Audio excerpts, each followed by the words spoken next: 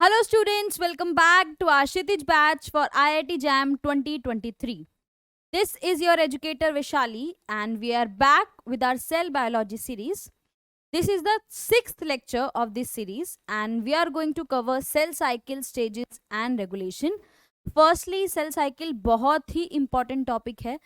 चाहे हम उसकी stages की बात करें कि कैसे cell cycle आगे proceed करती है या फिर हम उसके regulation pointers को देखें, both are equally important. You can get different types of question from this, whether it is true false statements, whether it is MCQ, whether it is correct and incorrect statements. Every type of question can be formed from this topic.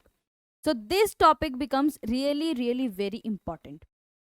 So what we are going to do in this lecture will be, firstly we are going to come with mitosis, then we are going to do meiosis, and finally regulation of the cell cycle.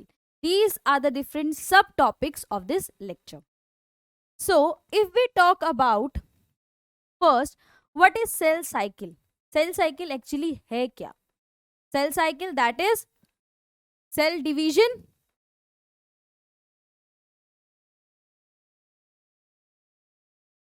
one cell. What actually cell division is? Cell divide कर रही है, that is एक cell,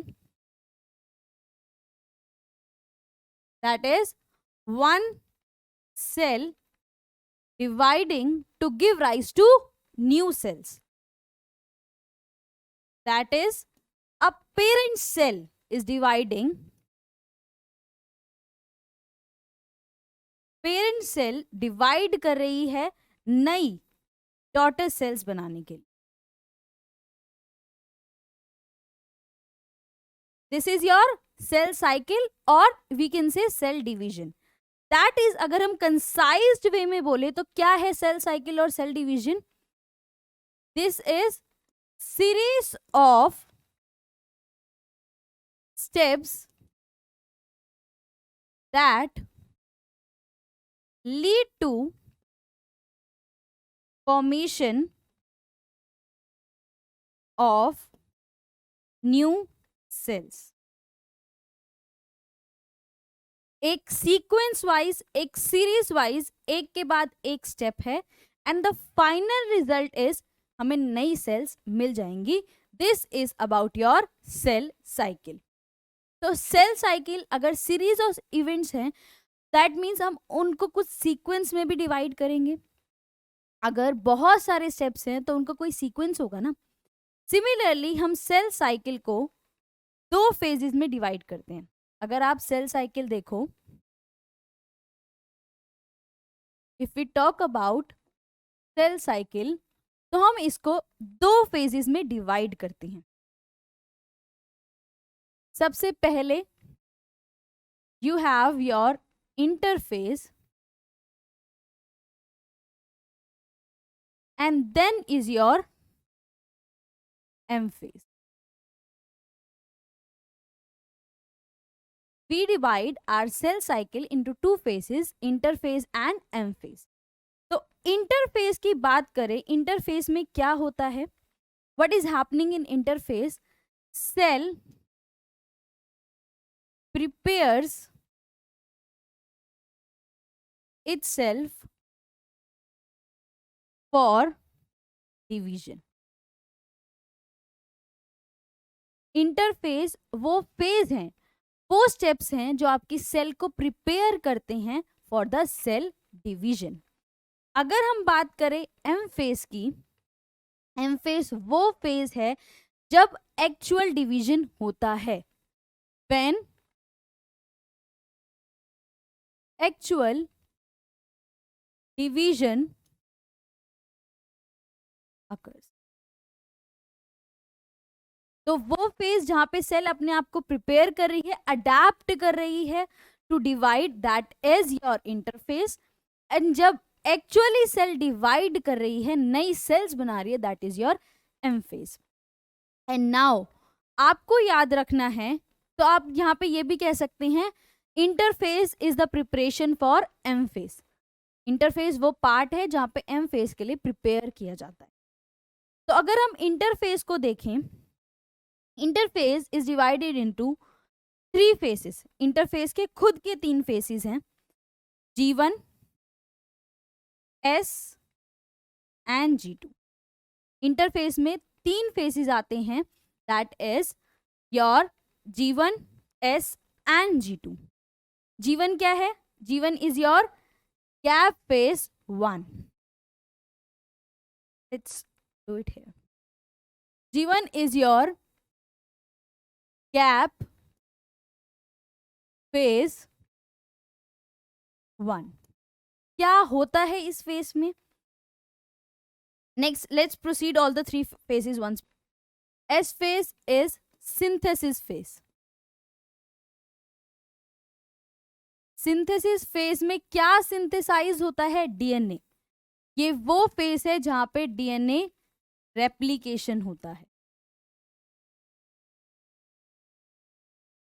अगर daughter cells बनेंगी तो दोनों sales को DNA देना होगा ना, तो इसलिए डीएनए बढ़ाना पड़ेगा। तो इसलिए वो फेज जहां पे डीएनए बढ़ाया जाता है, रेप्लिकेट किया जाता है, that is your S phase. Finally G2 phase, that is gap phase 2। Now अब ध्यान से देखना हो क्या रहा है। गैप फेज 1 में होता है प्रोटीन सिंथेसिस। गैप फेज 1 में होता है प्रोटीन सिंथेसिस। कौन से प्रोटीन्स का सिंथेसिस? जो प्रोटीन्स आपके एस फेज में लगने वाले हैं, एस फेज में यूटिलाइज किए जाने वाले हैं, उनका सिंथेसिस होता है आपका G1 फेज में। इंटरफेस के 3 पार्ट्स हैं, G1, S एंड G2। जो आपका G1 है, that is your gap phase 1, जहां पे प्रोटीन सिंथेसिस होता है। कौन से प्रोटीन का सिंथेसिस? जो आपके next step, that means S phase में जो आपके प्रोटीन यूज होने हैं, उनका सिंथेसिस आपका G1 में होता है। हमने ऑलरेडी देखा एस फेज में डीएनए रेप्लिकेशन होता है।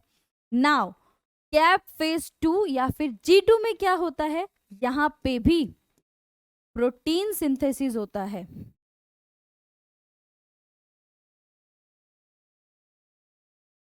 कौन से प्रोटीन का सिंथेसिस?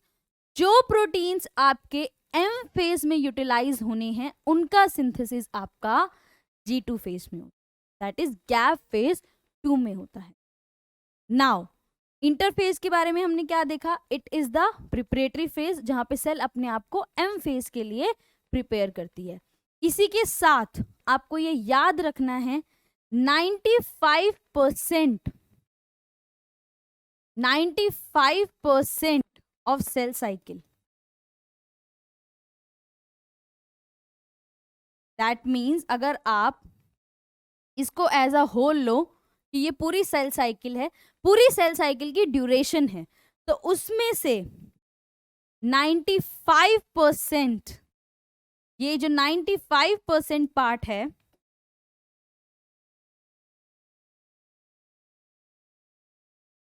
जो आपका 95% पार्ट है, that is your interphase, and rest 5% is your M phase. अगर प्यूरी ड्यूरेशन की बात की जाए तो उसमें 95% जो ड्यूरेशन है वो इंटरफेस की है, और बाकी जो 5% बच जाती है वो आपकी एम फेज की है। तो इंटरफेस के बारे में आपने क्या पढ़ा? First point, it prepares your cell for the M phase.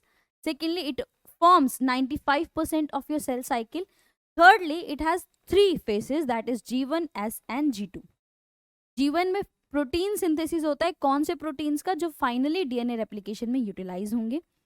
S phase में सिंथेसिस होता है, किसका? डीएनए रेप्लिकेशन होता है, डीएनए का सिंथेसिस होता है। फाइनली G2 फेज में, गैप फेज 2 में प्रोटीन सिंथेसिस होता है, कौन से प्रोटीन का?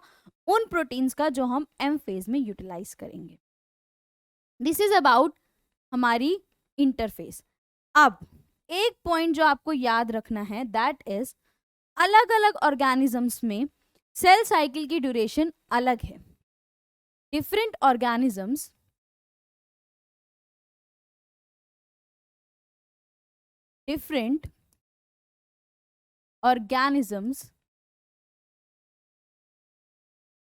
have different duration of cell cycle. अलग अलग ऑर्गेनिजम्स में अलग अलग टाइम लगता है सेल साइकिल के। जैसे फॉर एग्जांपल अगर आप बात करें हम ह्यूमन बींग्स में हमारी cell cycle is approximately 18 to 24 hours. Human beings में cell cycle takes 18 to 24 hours.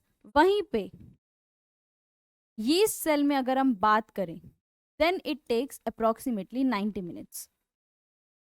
अब क्या चीज है जो ये डिफरेंस लाती है? That is your interphase. Different organism में सेल साइकिल की ड्यूरेशन अलग अलग है। क्यों अलग है? क्योंकि अलग अलग ऑर्गेनिजम्स में इंटरफेस की ड्यूरेशन अलग है। व्हाई? बिकॉज ऑफ वेरिएशन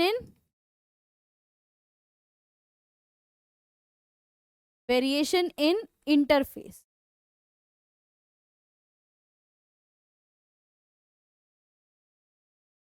और अगर आप इंटरफेस में भी बात करो तो स्पेसिफिकली जीवन फेज बहुत वेरिएबल है अलग अलग ऑर्गेनिजम्स में, जिसकी वजह से अल्टीमेटली आपकी जो सेल साइकिल है उसकी ड्यूरेशन बदल जाती है।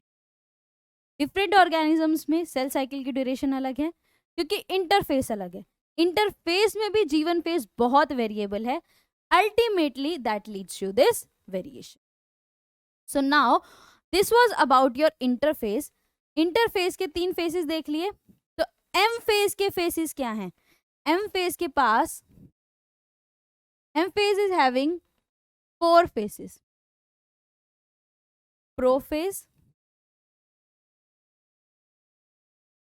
Metaphase, anaphase and finally your telophase. M phase के पास 4 फेजेस हैं, prophase, metaphase, anaphase and telophase. तो जब आप ये एम फेज की बात करते हो उसके बेसिस पे, एम फेज के बेसिस पे हमारे पास 2 टाइप्स ऑफ सेल डिवीजन है cell cycle.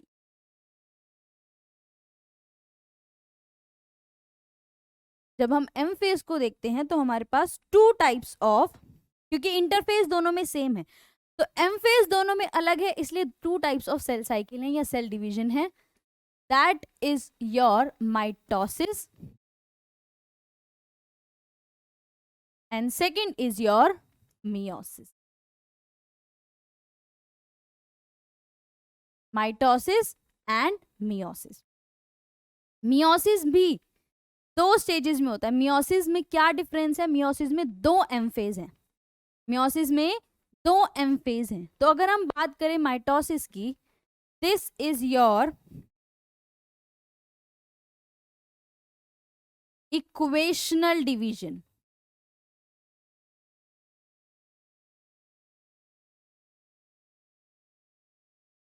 What is equational division? Equational means equal. क्या इक्वल है? यहां पर पेरेंट सेल के क्रोमोसोम, पेरेंट सेल के जो क्रोमोसोम हैं वो इक्वल होते हैं आपके डॉटर सेल से। जब आपके न्यू सेल्स, डॉटर सेल्स में क्रोमोसोम पेरेंट सेल के इक्वल होते हैं तो वो होता है आपका माइटोसिस। इससे आप कह सकते हो डिप्लॉयड सेल। जब माइटोसिस होता है उस टाइम पे क्या होता है? उस टाइम पे diploid cell, parent diploid cell से 2 डिप्लॉयड सेल्स बनती हैं।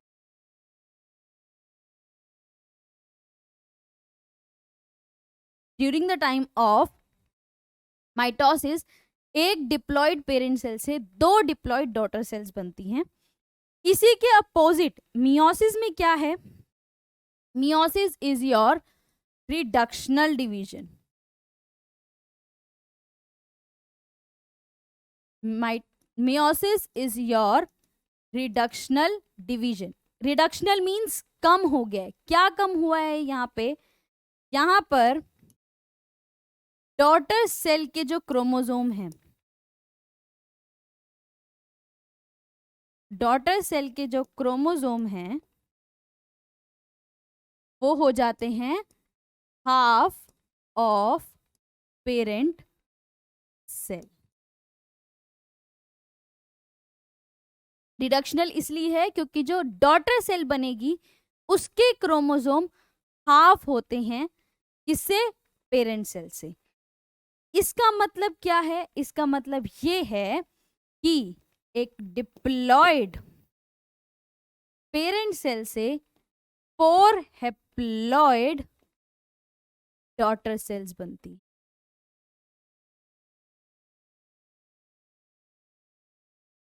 इसका मतलब ये है कि एक डिप्लॉयड पेरेंट सेल से 4 हैप्लॉयड डॉटर सेल्स बनती हैं.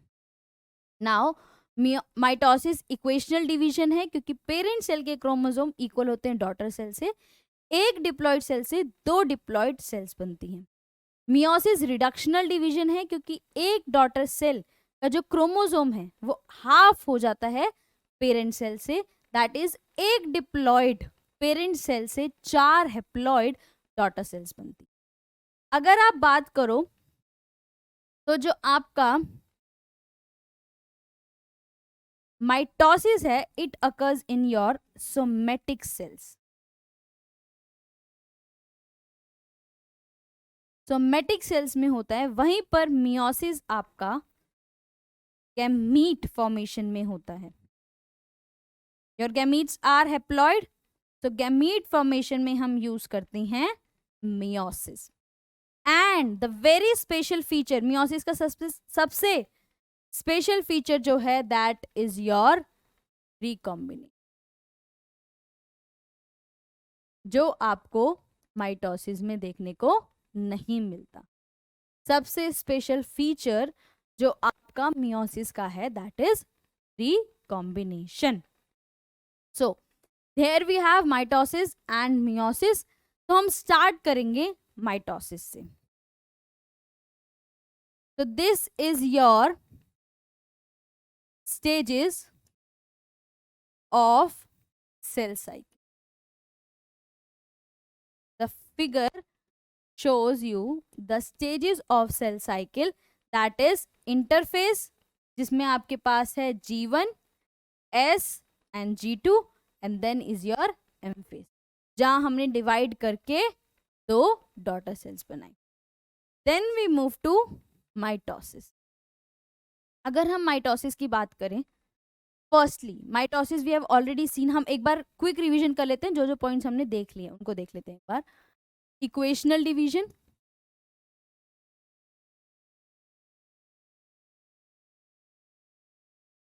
सेकंड हमने देखा डिप्लॉयड पेरेंट सेल से we have 2 diploid daughter cells. Then we saw it occurs in your somatic cells.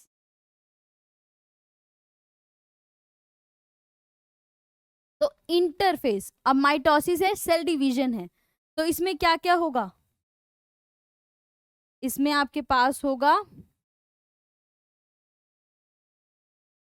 Interface, you have your interphase and then you have your M phase.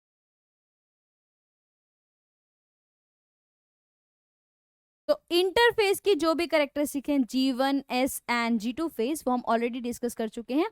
We will start with the M phase.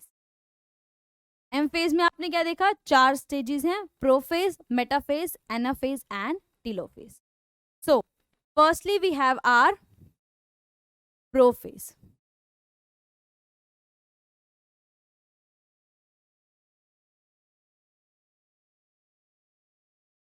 तो क्या क्या चीजें होती हैं prophase में? सबसे पहली जो चीज होती है that is chromatin condensation.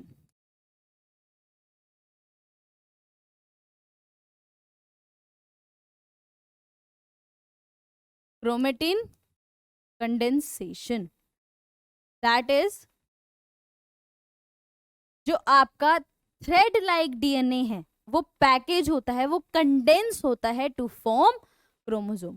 Chromatin condensation to form chromosome. Thread like DNA is package to form your chromosome.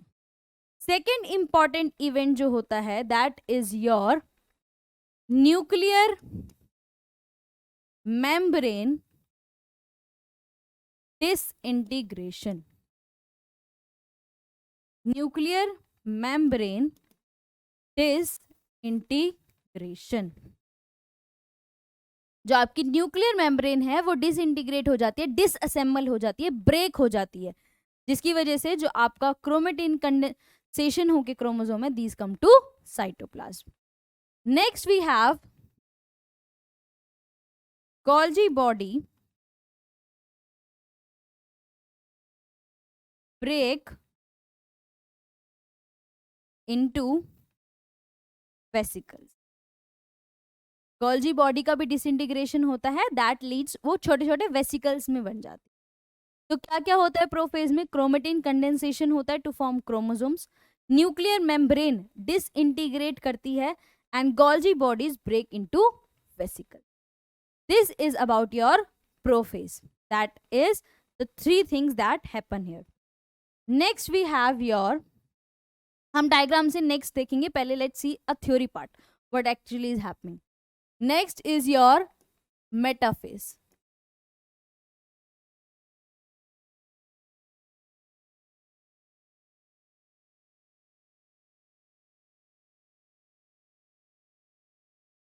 I am discussing the main points, जितने भी डिफरेंट स्टेप्स के मेन पॉइंट्स हैं वो डिस्कस कर रही हूं मैं यहाँ पे। नाउ मेटाफेज में क्या होता है? मेटाफेज में आपके क्रोमोसोम जो है वो सेंटर ऑफ द सेल पे आ जाते हैं, इक्वेटोरियल प्लेट पे आ जाते हैं। Chromosomes align at chromosome align at equatorial plate and join spindle fiber।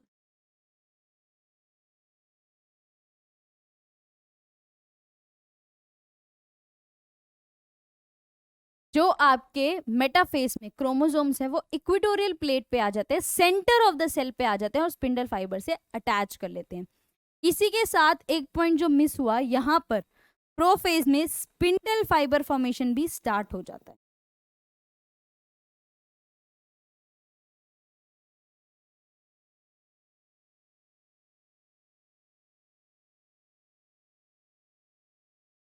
So we have covered the two, prophase and metaphase. Then we have your anaphase।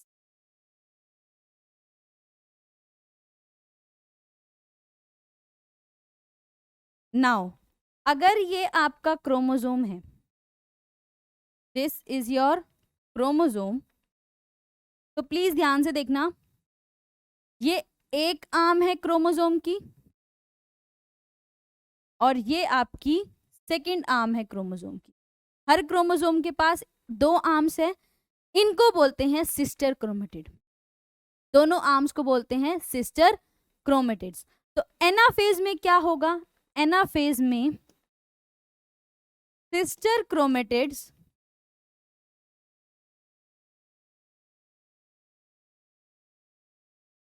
Separate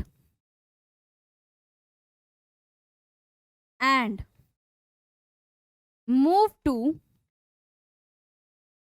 opposite poles।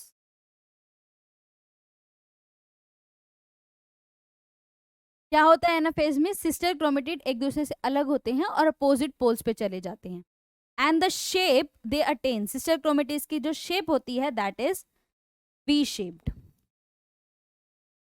that is V shaped, that is it looks like this. Chromosomes look like this. This is about your anaphase. Finally हमारे पास है telophase. Telophase is like जो prophase में हो उसका बिल्कुल opposite सारी की सारी चीजें आपको टीलोफेज में देखने को मिलेंगी. क्या क्या हुआ था? सबसे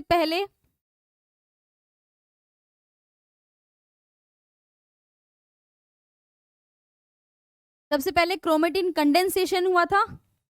अब हम यहां पे करेंगे उल्टा, दैट इज हम क्रोमोसोम का डीकंडेंसेशन कराएंगे. क्रोमोसोम डीकंडेंसेशन कराएंगे. और क्या हुआ था? गोल्जी बॉडीज का ब्रेकडाउन हुआ था, रिफॉर्मेशन होगा.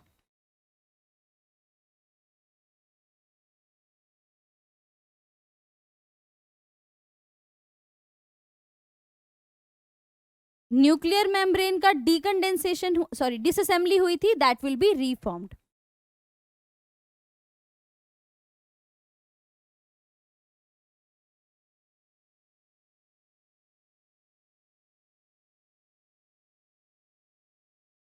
एंड फोर्स क्या था? स्पिंडल फाइबर फॉर्मेशन था, disintegration.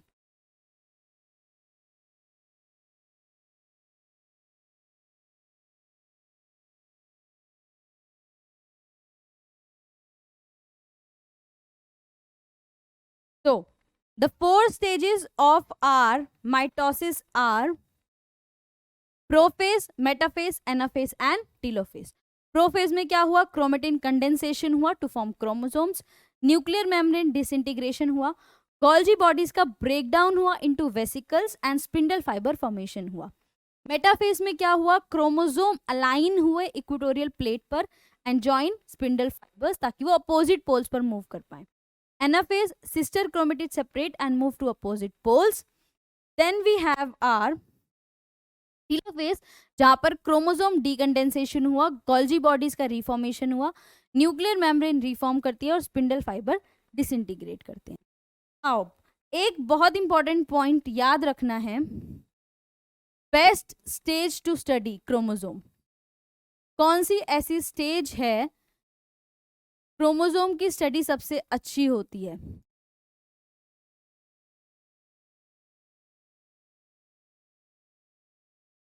That is your metaphase. किसी को भी अगर क्रोमोसोम स्टडी करनी है, that should be done at metaphase. Now this we have the diagrammatic representation of our mitosis. This is mitosis.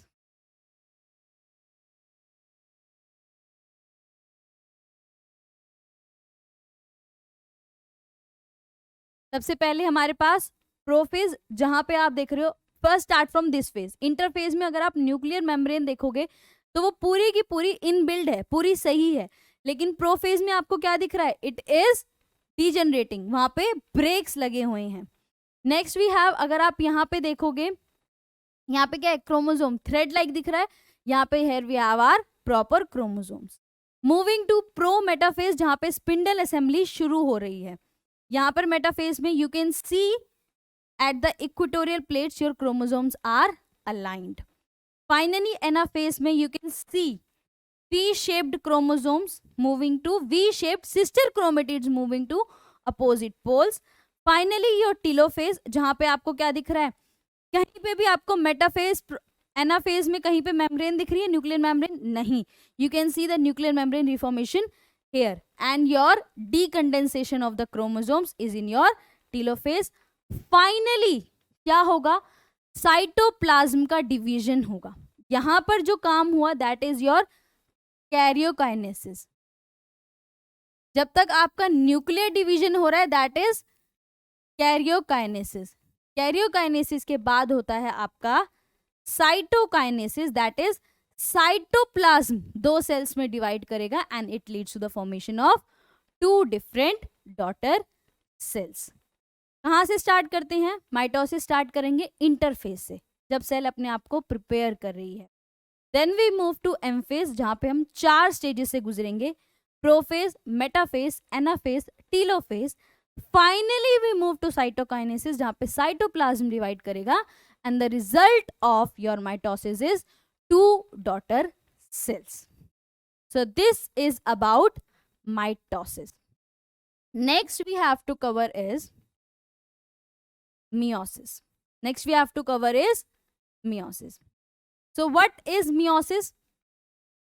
We have done the differentiations. Firstly, it is your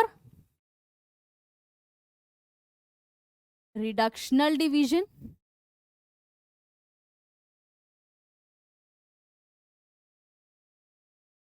Occurring in gamete formation.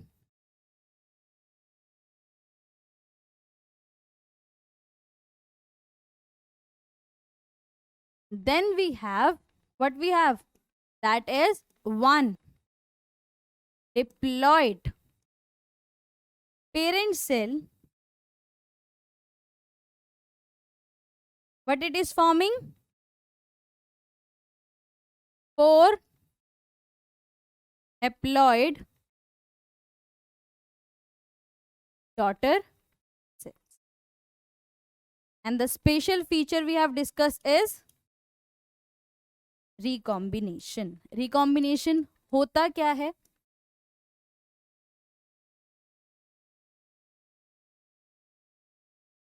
What is recombination?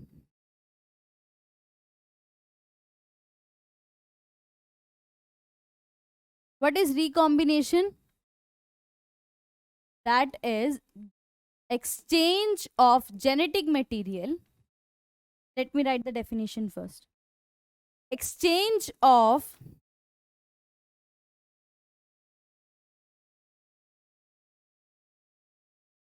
genetic material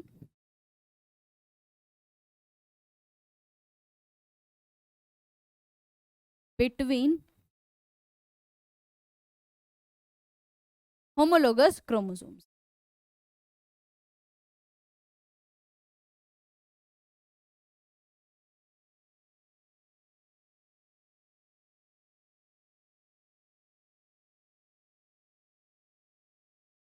देखो, recombination is a special event और speciality of your meiosis.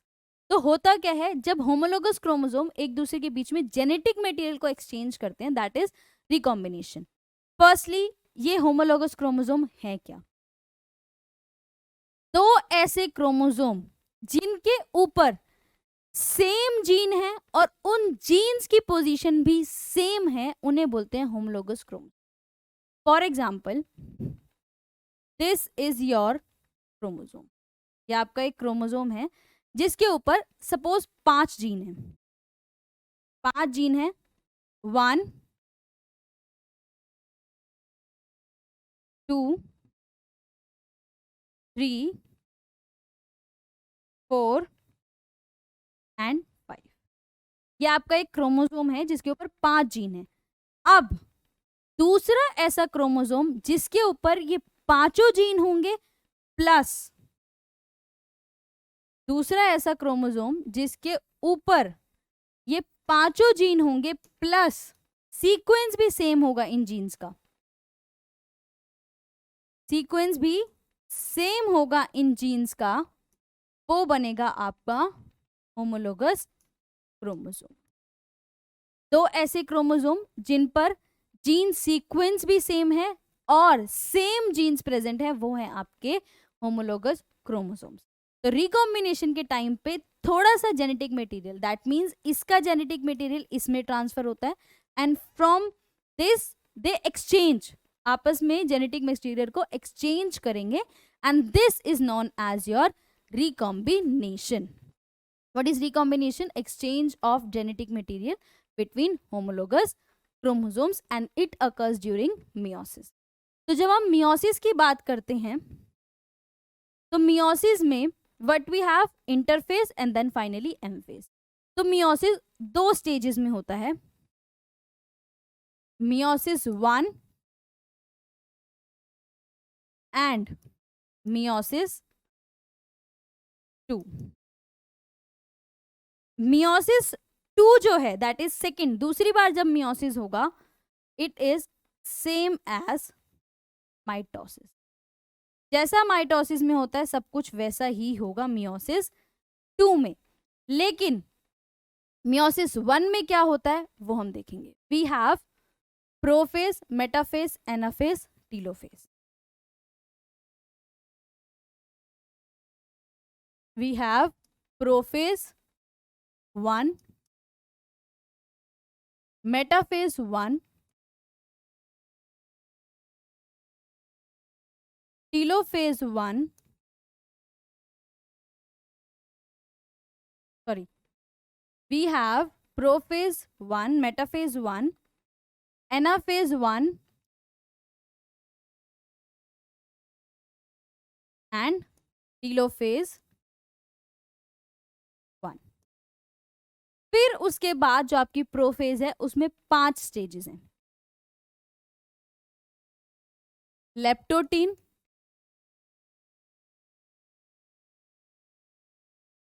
Zygotene, pachytene,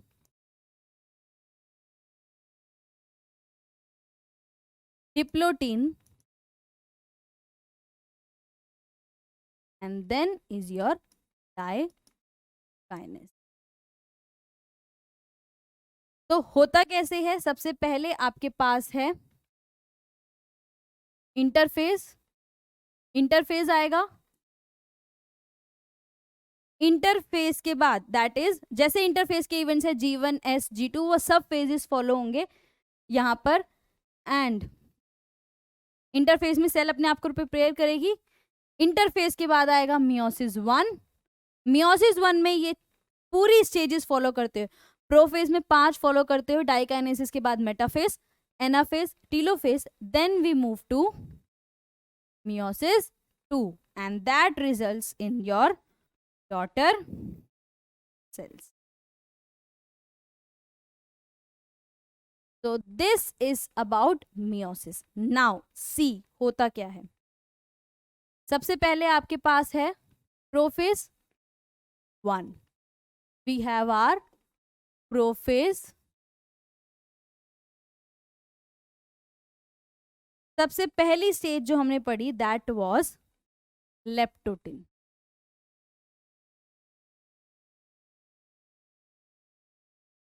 leptotene में क्या होता है, leptotene में होता है जो आपका स्पेशल फीचर है, जो आपके प्रोफेज का सबसे स्पेशल फीचर है वो यहाँ पे होता है। क्या स्पेशल फीचर है, that is chromatin condensation. Chromatin condensation to form chromosome. Chromatin condense करेगा that will form your chromosomes. So chromatin condensation to form the chromosome occurs in your leptotin. Leptotene के बाद होता है जाइगोटिन।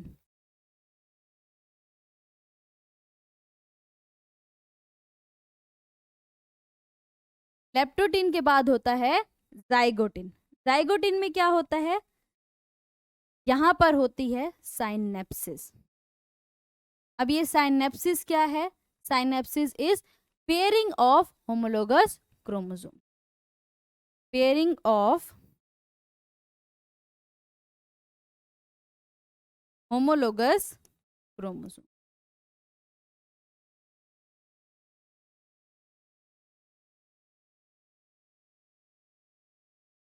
लेप्टोटिन में condensation होता है, chromosome formation होता है और पेयरिंग होती है आपकी जाइगोटिन में। पैकेटिन में जो आपने बात करी special feature of meiosis,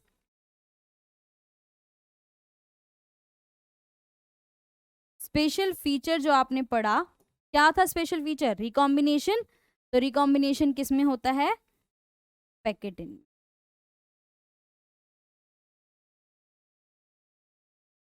diplotene, next stage is your diplotene.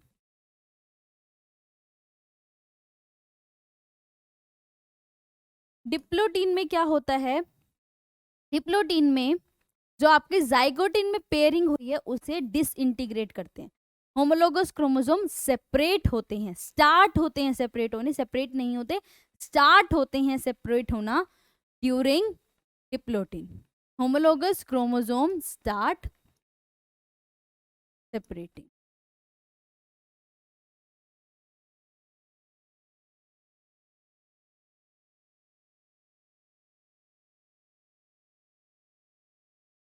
And for example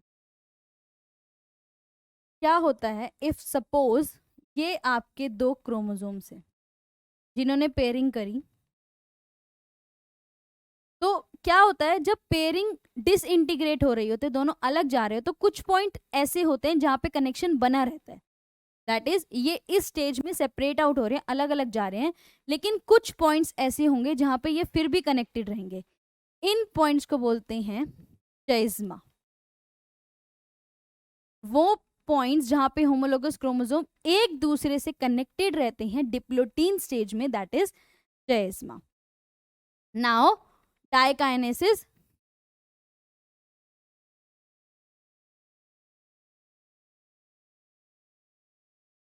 diakinesis is जब पूरा सेपरेशन हो चुका है, होमोलोगस क्रोमोसोम अलग हो चुका है, होमोलोगस क्रोमोसोम आर सेपरेट।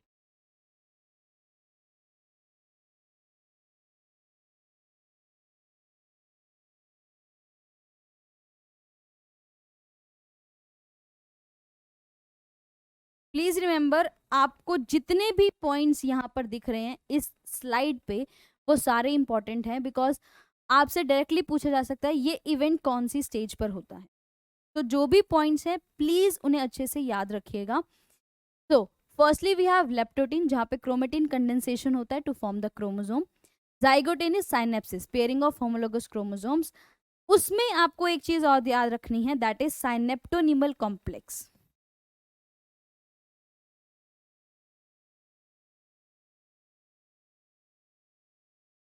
जो ये पेयरिंग होती है, जो आप ये पेयरिंग देखेंगे साइनेप्सिस पे, वो पेयरिंग मतलब जहां पे भी पॉइंट्स पे कनेक्टेड है वहां पे बहुत सारे प्रोटीन्स काम कर रहे होते हैं।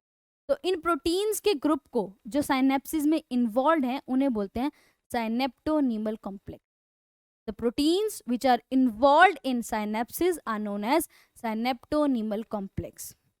Thirdly we have pachytene, that is special feature recombination. Please याद रख लीजिएगा कौन सी स्टेज पर रिकॉम्बिनेशन होती है, this is also a very important question. Diplotene homologous pairing क्या होती है, स्टार्ट सेपरेटिंग, क्रोमोसोम अलग होना स्टार्ट होते हैं। एंड फाइनली डाइकाइनेसिस में होमोलोगस क्रोमोसोम सेपरेट हो जाते हैं। Prophase comes to an end, then starts your metaphase. Metaphase 1।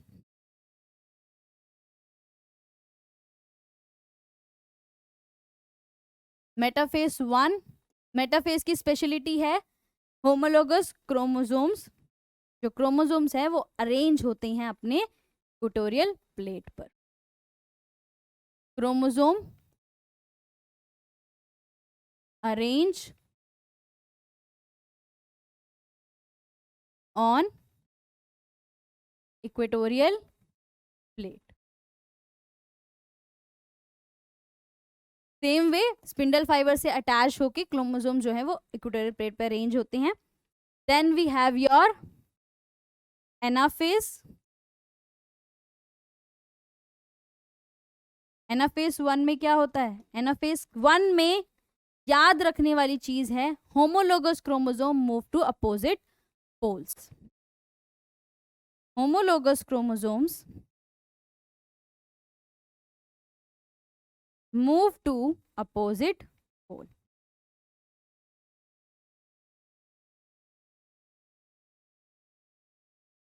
याद होगा तो माइटोसिस में क्या बताया था, माइटोसिस में बताया था sister chromatid move to opposite poles, लेकिन यहाँ पे क्या बताया है, homologous chromosome move to opposite poles. Very important point, please याद रखना, बहुत इंपॉर्टेंट पॉइंट है कि एनाफेज 1 में होमोलोगस क्रोमोसोम अपोजिट पोल्स पर जाते हैं। फाइनली टीलोफेज की अगर बात करें, मियोसिस के बाद, मियोसिस 1 के बाद जर्नली या फिर आप कहोगे मोस्ट ऑफ द केसेस में इंटरफेस, ये वाले मियोसिस 1 के बाद का जो इंटरफेस है और जो टीलोफेज 1 है वो एब्सेंट होता है. Telophase 1 and interphase absent.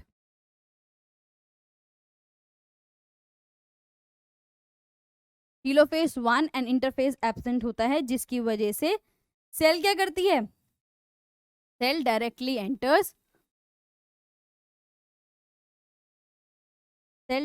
Enters your meiosis 2.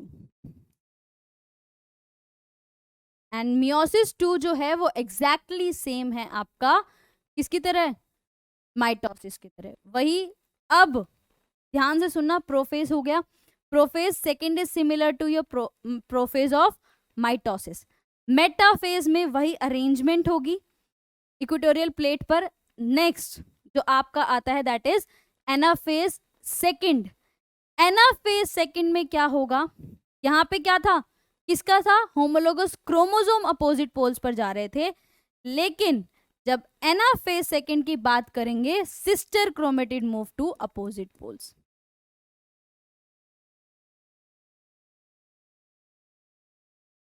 तभी तो आपने सिमिलैरिटी देखी. मैंने यही बोला, there is a similarity between your meiosis second and mitosis. तो यहाँ पे क्या होगा, sister chromatids move to opposite pole.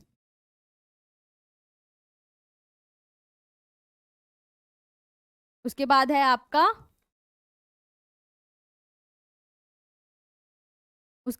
Telophase आएगा, जिसकी वजह से क्या होगा, न्यूक्लियर मेम्ब्रेन दोबारा बनेगी. फिर उसके बाद आपका साइटोकाइनेसिस होगा and finally you have your 4 haploid sales.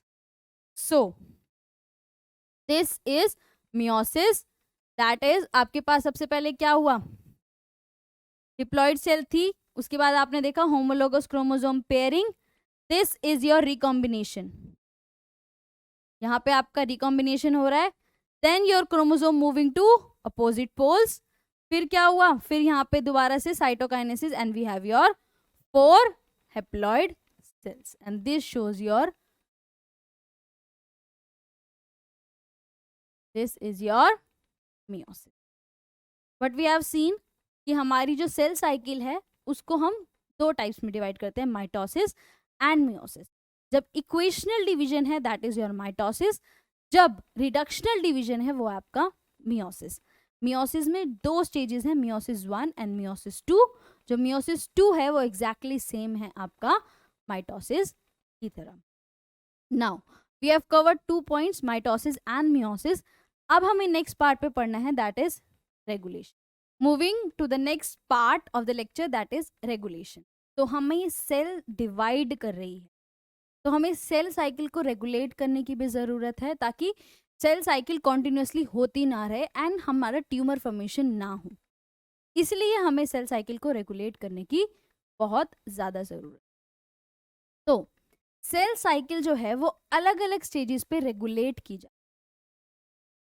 जैसे रोड पर चेक नाके होते हैं, सिमिलरली आपकी जो सेल साइकिल है उस पे कंट्रोल पॉइंट्स है जहाँ पे सेल साइकिल को कंट्रोल किया जाए. तो we have our check points. So the different points जहाँ पे आपकी सेल साइकिल रेगुलेट होती है उन्हें हम बोलते हैं control points. So different control points जो हैं we divide them into 2 categories.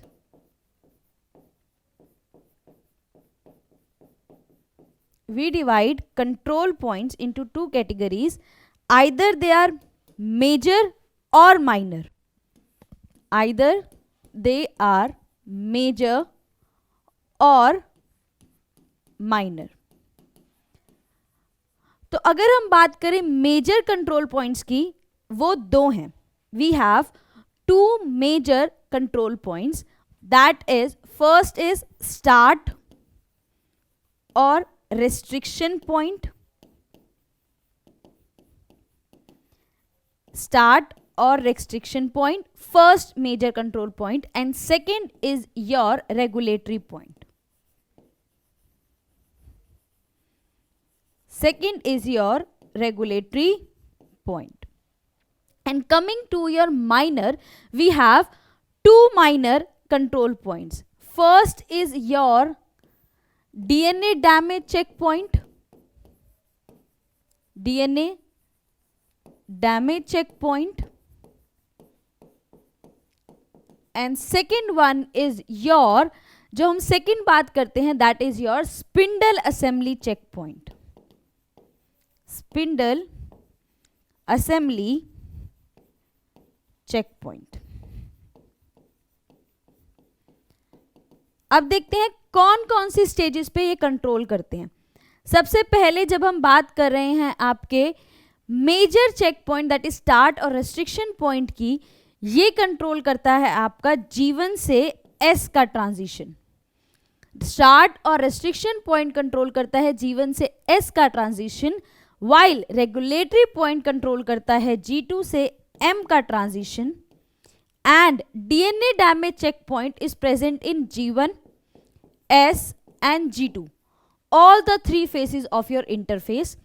While spindle assembly checkpoint check करता है मेटाफेज से एनाफेज का ट्रांजिशन. मेटाफेज टू एनाफेज का transition.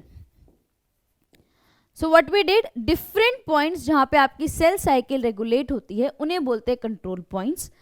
And we have divided control points into two categories, major and minor. Major में हमारे पास दो हैं, start और restriction point, and second we have regulatory points. Minor में भी दो हैं हमारे पास, DNA damage check point और spindle assembly check point.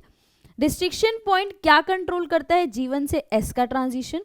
Regulatory point control करता है G2 से M का transition. And DNA damage check point G1, S और G2 तीनों फेजेस में प्रेजेंट होता है क्योंकि वो चेक करता है कोई भी डीएनए डैमेज ना हो. Spindle assembly check point check करता है आपका metaphase to anaphase transition. So let's begin one by one. सबसे पहले जो आपका है दैट इज योर स्टार्ट और रेस्ट्रिक्शन पॉइंट.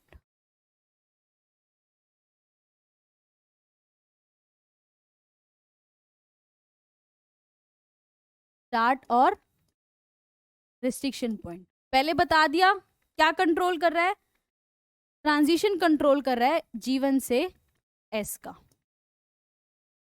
ये देखता है G1 से S किस पे डिपेंडेंट है, इंटरनल और एक्सटर्नल दोनों फैक्टर्स कंट्रोल कर रहे हैं. इंटरनल फैक्टर्स को भी देखता है, एक्सटर्नल फैक्टर्स को भी देखता है. देखो इंटरनल में देखता है, इंटरनल में देखता है सेल साइज, ग्रोथ फैक्टर्स और phyto hormone.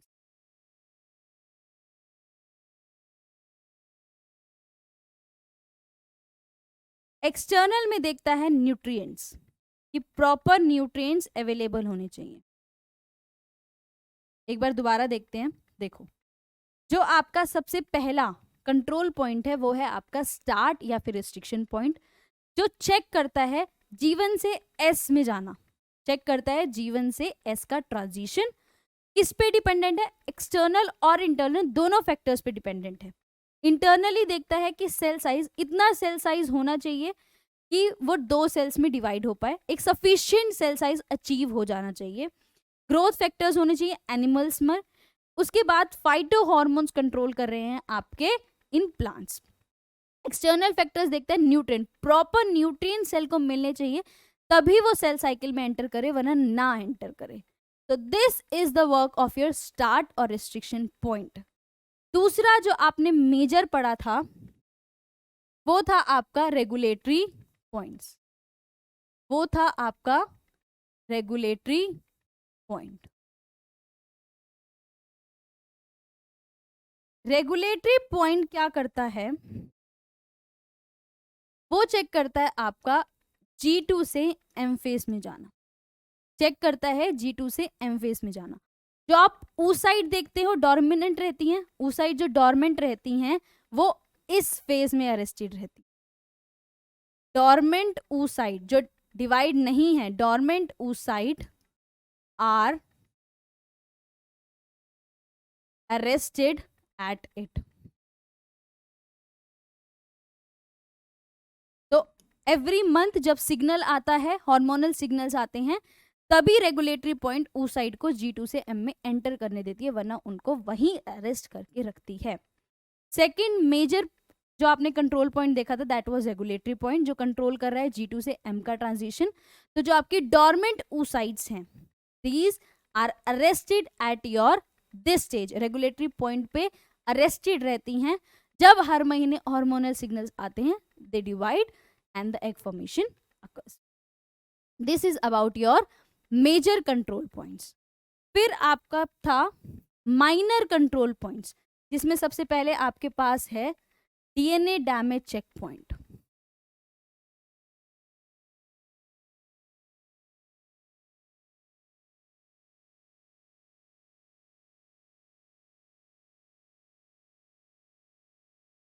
DNA damage check point मैं पहले बता चुकी हूँ, ये आपको G1, S और G2 तीनों फेजेस में देखने को मिलता है। G1, S एंड G2 तीनों फेजेस में देखना पड़ता है। क्यों? हमें ये इंश्योर करना है कि किसी भी तरह से जो नई डॉटर सेल्स हैं उनमें डैमेज डीएनए ना आए। DNA damage check point important इसलिए है क्योंकि हम इंश्योर कर रहे हैं proper intact DNA next cells में जाए, फॉल्टेड या फिर डैमेज डीएनए ना जाए। तो जीवन में क्या चेक होता है कि जो पेरेंट सेल है उसमें कोई भी डैमेज डीएनए ना हो। जीवन फेज में चेक करते हैं डैमेज्ड डीएनए को, कि पेरेंट सेल के पास कोई भी डैमेज डीएनए ना हो। एस फेज में चेक कर रहे हैं रेप्लिकेशन एरर को, और फाइनली G2 फेज में चेक करते हैं अनरेप्लिकेटेड और डैमेज्ड डीएनए।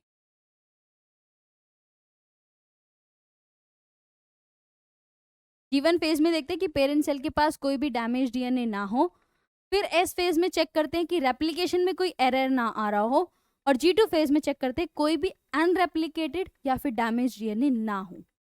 फाइनली जो आपका लास्ट जो कंट्रोल पॉइंट है वो हमने देखा, that was your spindle assembly check point.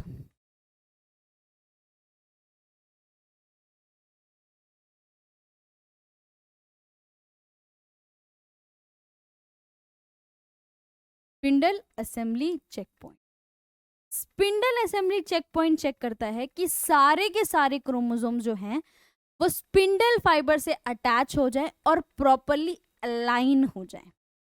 Spindle assembly check point check करता है all the chromosomes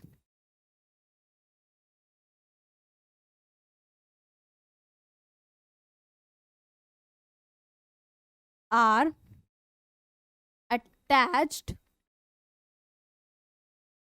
to spindle fiber and aligned properly। अगर आप ध्यान से सोचोगे तो आपको समझ भी आएगा ये क्यों जरूरी है। देखो, हम ये इंश्योर कर रहे हैं कि क्रोमोसोम जो है प्रॉपरली अलाइन हो जाए, क्योंकि नेक्स्ट स्टेज में हमें क्या करना है, सिस्टर क्रोमेटिड्स को अलग करना है। अगर कोई भी ऐसा क्रोमोसोम हुआ जो अलाइन नहीं हुआ तो प्रॉपर सिस्टर क्रोमेटिड्स नहीं होंगे।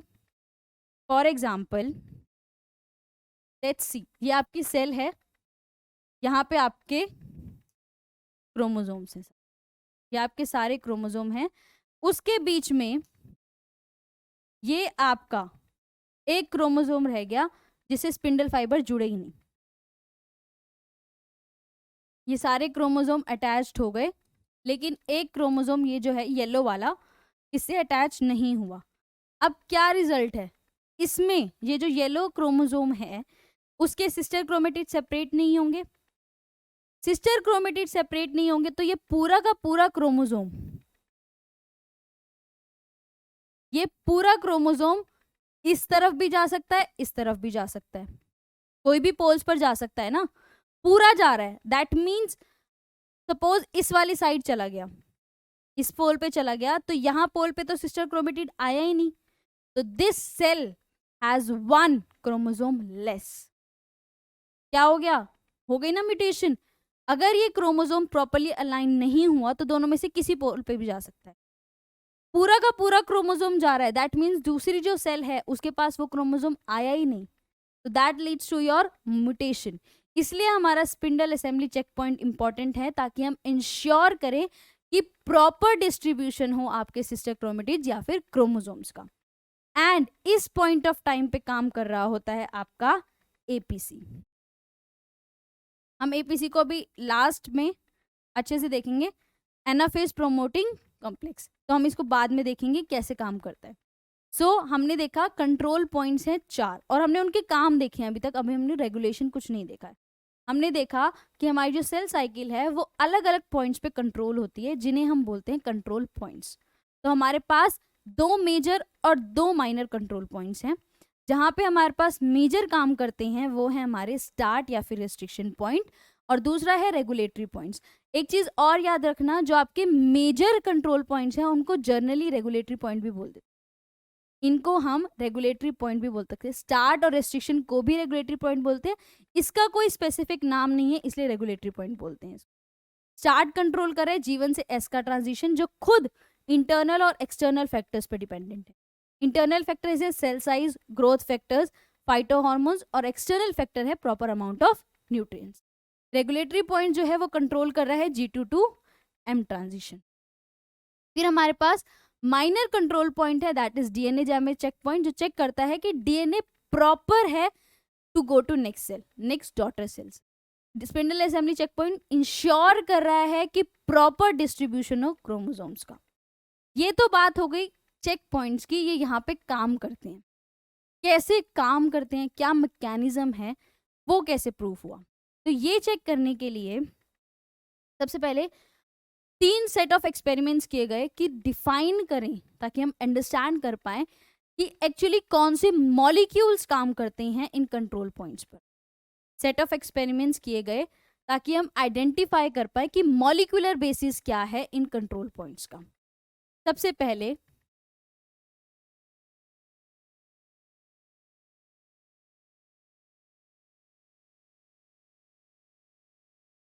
Molecular basis of control point.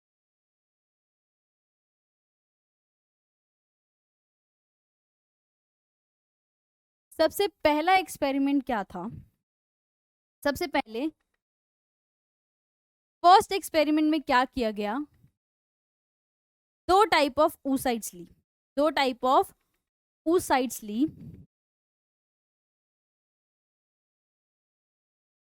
एक थी G2 फेज में, 2 oocytes ली, एक थी G2 फेज में और एक थी M फेज में। फर्स्ट जो एक्सपेरिमेंट किया गया उसमें 2 टाइप ऑफ oocytes ली, एक तो थी G2 फेज में और दूसरी थी M फेज में। किया क्या गया, जो आपकी M फेज वाली oocyte थी उसका साइटोप्लाज्म G2 में डाला गया।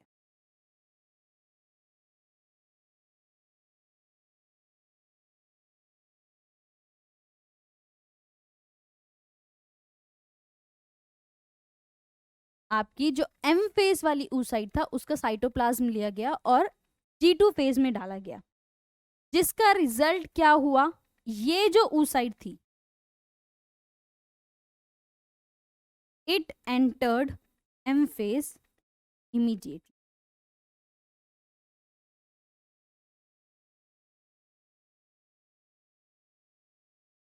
ध्यान से सुनना प्लीज, क्या किया गया, 2 टाइप ऑफ oocytes ली गई, एक G2 फेज में प्रेजेंट है और दूसरी M फेज में प्रेजेंट। M फेज वाली oocyte का साइटोप्लाज्म लिया गया और उसको G2 फेज वाली में डाला गया, जिसकी वजह से रिजल्ट में क्या मिला, G2 फेज वाली oocyte डायरेक्टली एंटर हो गई M phase. Then they concluded, इन्होंने क्या कंक्लूजन निकाला, क्योंकि क्या यूज किया गया, साइटोप्लाज्म यूज किया गया था, तो उन्होंने यही बोला कुछ ऐसा प्रेजेंट है साइटोप्लाज्म में, साइटोप्लाज्म में कुछ प्रेजेंट है जिसने ये ट्रांजिशन कराया. Something is present, something that is कोई factor, a factor is present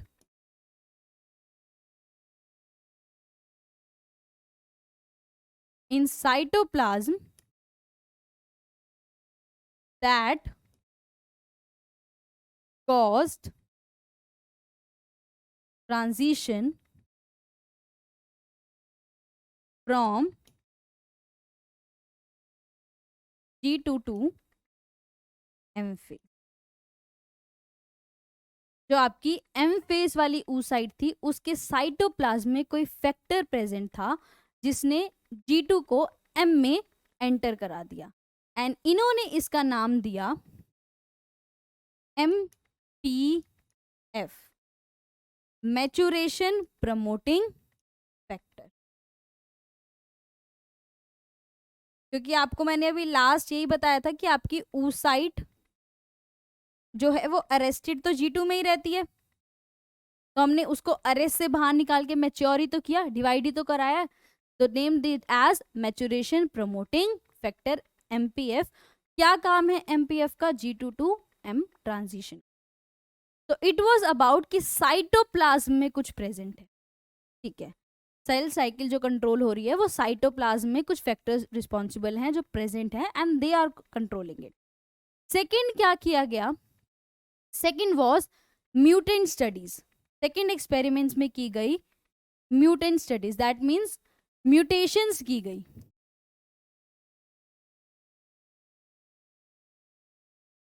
mutations की गई टू आइडेंटिफाई, मॉलिक्यूल्स को आइडेंटिफाई करने के लिए म्यूटेशंस की गई. और जो म्यूटेंट्स थे उन्हें बोला गया CDC म्यूटेंट्स.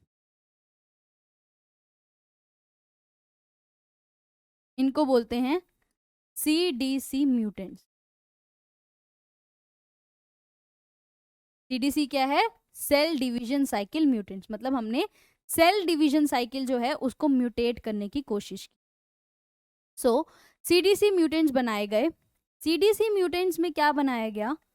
सबसे पहले इन्होंने देखा एक म्यूटेंट है CDC28, एक म्यूटेंट है CDC28.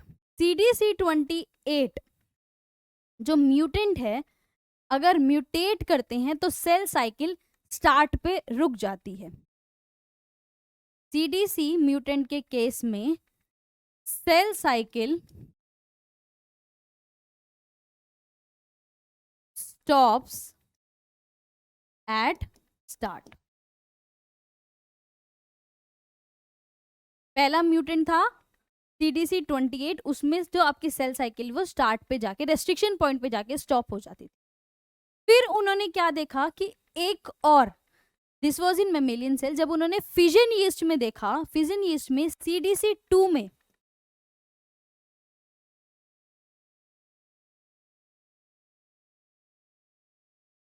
CDC2 भी यही करा रहा था. CDC2 भी स्टार्ट पे रोक रहा था. तो उन्होंने क्या कंक्लूड किया कि ये दोनों एनालॉग्स हैं.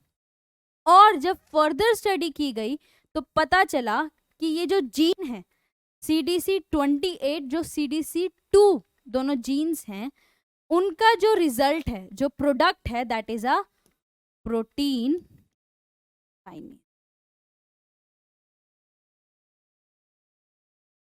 This is a protein kinase. मतलब कुछ फॉस्फोरिलेशन एक्टिविटी यूज हो रही है सेल साइकिल को कंट्रोल करने. क्या किया गया म्यूटेंट स्टडीज में? म्यूटेशंस की गई, अलग अलग जीन्स में म्यूटेशंस की गई to understand the cell cycle. तो एक म्यूटेंट बनाया गया CDC28. CDC28 म्यूटेंट के केस में सेल साइकिल जो है वो स्टार्ट पे स्टॉप हो रही थी.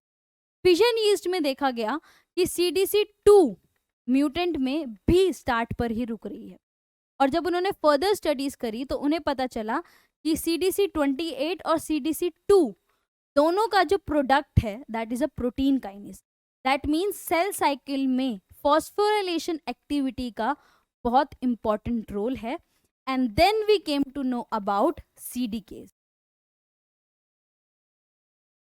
Then we came to know about CDKs. और जो आप अब CDC2 देखते हैं, that is your CDK1. आप फर्दर आपको और समझ में आएगा. Mutant study led to the conclusion of CDKs. Third experiment पे आते हैं. थर्ड एक्सपेरिमेंट्स में यूज किए गए इनहिबिटरी प्रोटीन्स. थर्ड एक्सपेरिमेंट्स में यूज किए गए इनहिबिटरी प्रोटीन्स.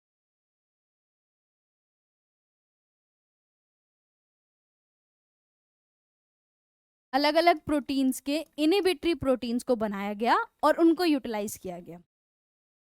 इस वाले इनहिबिटरी प्रोटीन से जो समझ में आया वो ये था कि सेल साइकिल के टाइम पे कुछ ऐसे प्रोटीन हैं जिनकी कंसंट्रेशन या अमाउंट बढ़ जाता है और सेल डिवीजन के बाद कम हो जाता है. Repeating again, some proteins, inhibitory proteins ने क्या बताया, some proteins accumulate and degrade during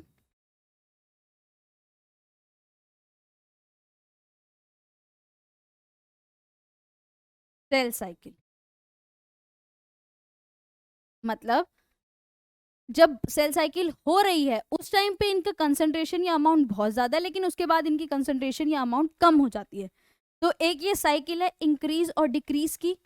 they are following a cycle of accumulation and degradation. That is why they named it as cyclin. तीनों experiment को ध्यान से सुना, फिर कंक्लूजन पे आएंगे. सबसे पहले क्या किया गया, साइटोप्लाज्म को टारगेट बनाया गया कि देखते हैं साइटोप्लाज्म में क्या है. तो जब एम फेज की सेल का, एम फेज की oocyte का साइटोप्लाज्म G2 में डाला गया तो सेल जो है वो एंटर कर गई एम फेज में. इन्होंने सोचा साइटोप्लाज्म में कुछ है that is controlling your cell cycle. Okay, फिर क्या करा, फिर किया म्यूटेशंस. म्यूटेशंस करके पता चला कि प्रोटीन काइनेसिस हैं जो बहुत इंपॉर्टेंट रोल प्ले कर रहे हैं सेल साइकिल में. फिर आए थर्ड, जब इनहिबिटरी प्रोटीन्स को यूज किया गया तो देखा कुछ प्रोटीन्स ऐसे हैं जो एक्यूमुलेट होते हैं, बहुत ज्यादा बनते हैं और फिर डिग्रेड हो जाते हैं. क्योंकि साइकिल है इंक्रीज और डिक्रीज की, तो साइक्लिन्स बनाया. Cytoplasm, CDKs and cyclins. Repeat करती हूँ, साइटोप्लाज्म पहले से आया, प्रोटीन काइनेस सेकेंड एक्सपेरिमेंट से, थर्ड से आया साइक्लिन. तो क्या कंक्लूजन है, that there are CDKs and cyclins, CDKs and cyclins working together. क्या कर रहे हैं, एक साथ काम कर रहे हैं साइटोप्लाज्म में. क्या कर रहे हैं, to regulate the cell cycle, to regulate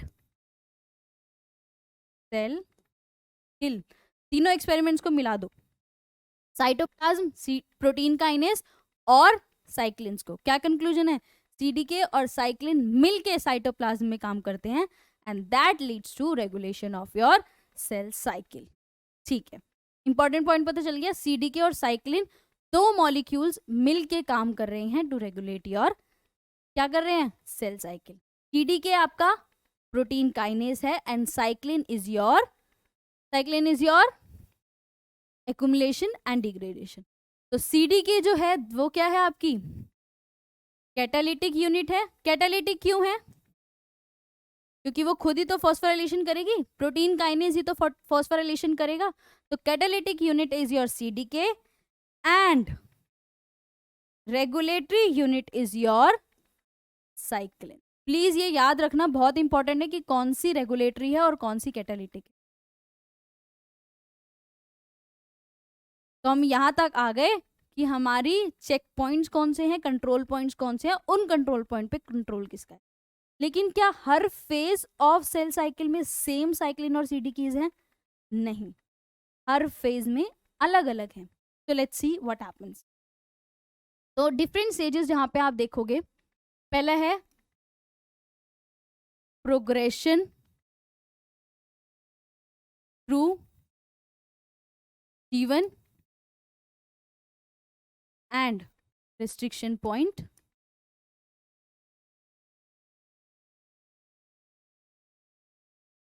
पहला कंट्रोल यहां पर है, दूसरा है progression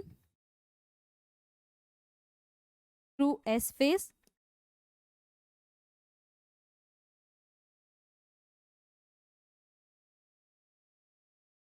next is your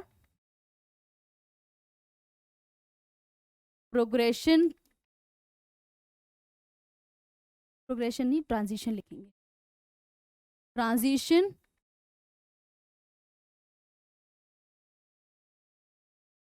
through S and G2 phase, and finally G2 to M transition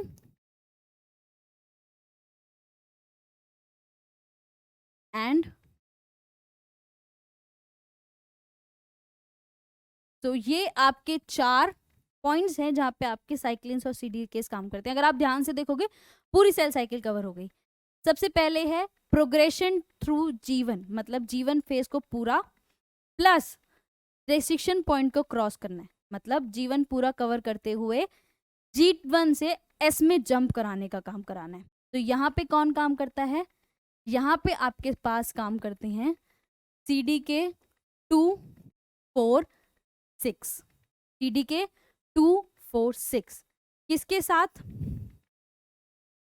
4 और 6 काम करते हैं साइक्लिन डी के साथ, और जो आपका CDK 2 है वो काम करता है साइक्लिन ई के साथ।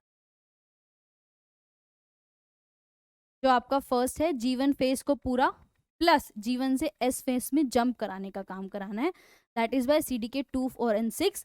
CDK 4 और 6 साइक्लिन डी के साथ काम करते हैं, CDK 2 काम करता है साइक्लिन ई के साथ।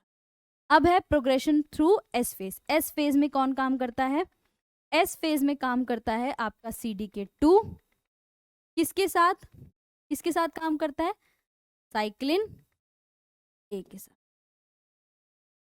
साइक्लिन ए के साथ। Next transition through S, S phase को क्रॉस करा दो और G2 फेज पूरा कवर कर लो। एस फेज को क्रॉस करा दो, मतलब एस फेज से G2 में ले आओ और G2 पूरा कवर करा दो। वो काम करता है आपका CDK 1 plus cyclin CDK 1 plus cyclin है। फाइनली G2 से M पे जाओ और पूरा M फेज कवर कर लो, that is by CDK 1 plus cyclin. तो अलग अलग कॉम्बिनेशंस आपने देखे कौन कौन काम कर रहा है। सबसे पहले progression through G1 and restriction point पे कौन काम कर रहा है, CDK 2, 4, 6 with cyclin E and cyclin D। Progression through S phase CDK 2 plus cyclin A। Then transition through S and G2 में काम कर रहे हैं CDK 2 and cyclin A, and G2 M and M phase को cover करते हुए हमारे पास है CDK 1 प्लस साइक्लिन P। सो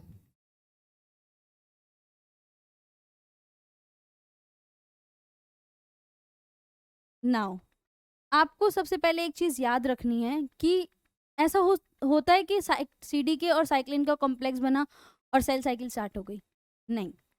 CDK और साइक्लिन का कॉम्प्लेक्स जब बनता है उसको भी एक्टिवेट करना पड़ता है। CDK और साइक्लिन का जब कॉम्प्लेक्स बनता है उसको भी हम एक्टिवेट करते हैं।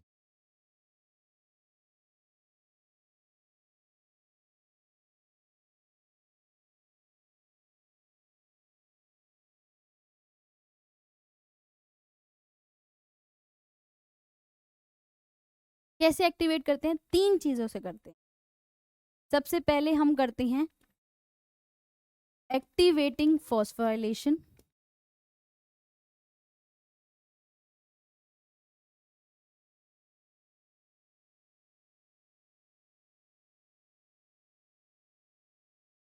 सबसे पहले हम एक्टिवेटिंग फॉस्फोराइलेशन करते हैं।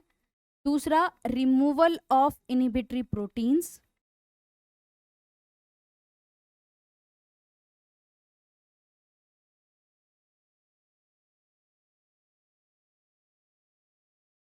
तीसरा डीफॉस्फोराइलेशन कर,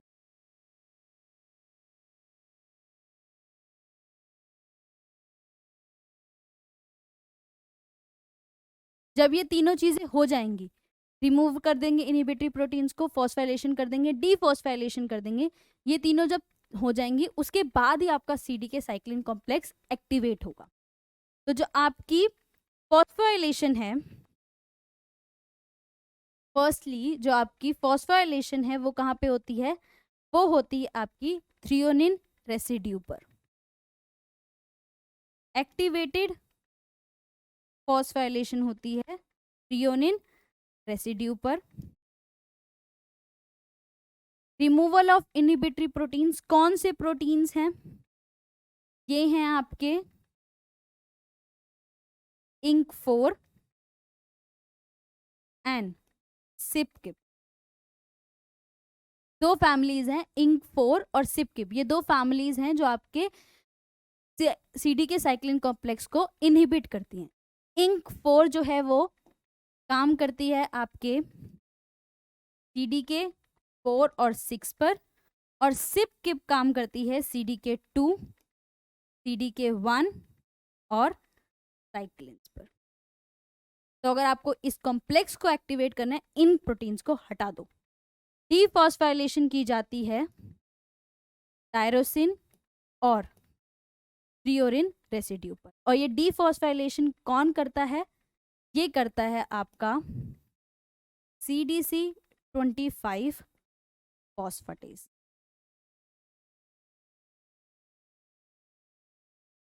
याद रखना है ये जो फॉस्फोराइलेशन है टायरोसिन और थ्रियोनिन रेसिड्यू पर, जो फॉस्फोराइलेशन है वो इनहिबिटरी है, तो इसलिए इस इनहिबिटरी फॉस्फोराइलेशन को हटाने के लिए हमारे पास CDC25 फॉस्फेटेज है।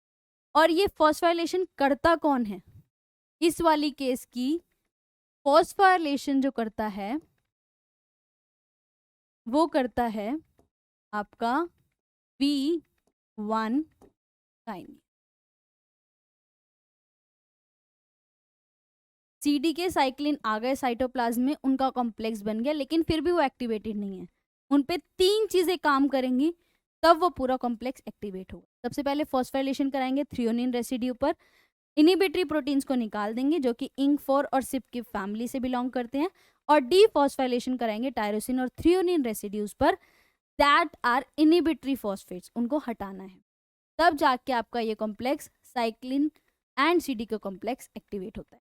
जब हमने रेगुलेशन स्टार्ट करी उसको एक बार फिगर से देखते हैं। हमने रेगुलेशन स्टार्ट करी यहां से, this is your control points. ये फिगर्स क्या बताती हैं, आपके कंट्रोल पॉइंट्स को बताती हैं। एक रिवीजन हो जाएगी, let's do it. These are your control points. आप देख पा रहे हो डैमेज डीएनए है तो भी स्टॉप है, अनरेप्लिकेटेड और डैमेज डीएनए तो भी स्टॉप्ड है, अनरेप्लिकेटेड डैमेज डीएनए तो भी स्टॉप है, क्रोमोसोम मिसअलाइन। ये क्या है, आपके कंट्रोल पॉइंट्स हैं जहां से हमने शुरुआत करी थी रेगुलेशन। ये वो जगह है जहां पे आपकी सेल साइकिल कंट्रोल में आती है। उसके बाद ये क्या बताता है, मैंने आपको स्टार्ट बताया था, स्टार्ट या फिर रेस्ट्रिक्शन पॉइंट डिफाइन कर रहा है।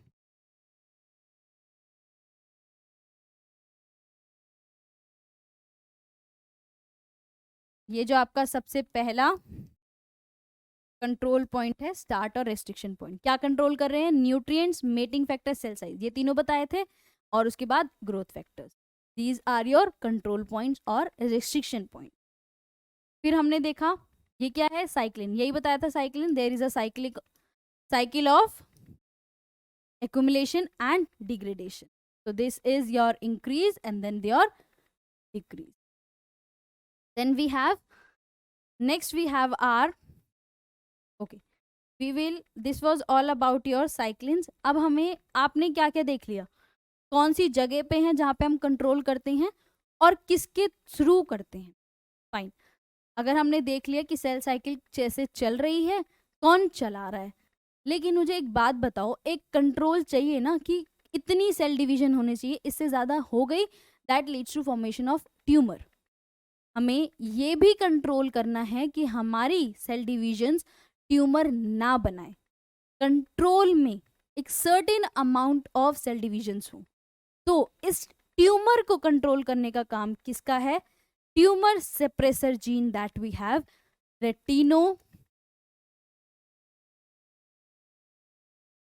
Tumour suppressor gene. रेटिनोब्लास्टोमा या फिर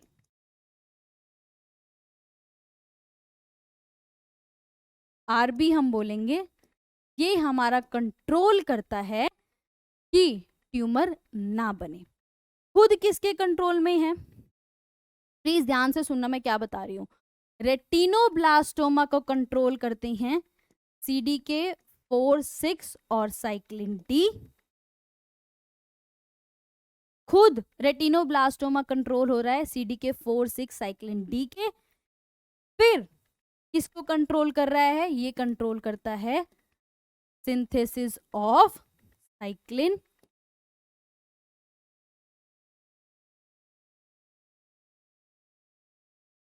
रेटिनोब्लास्टोमा आपका ट्यूमर सप्रेसर जीन है जो इंश्योर करता है कि ट्यूमर फॉर्मेशन ना हो। खुद इसको कंट्रोल करते हैं CDK4/6 साइक्लिन डी। ये अल्टीमेटली कंट्रोल करता है साइक्लिन ई को। देखो होता क्या है, नॉर्मल कंडीशंस की अगर बात करूं, नॉर्मली आरबी इज इनएक्टिवेट।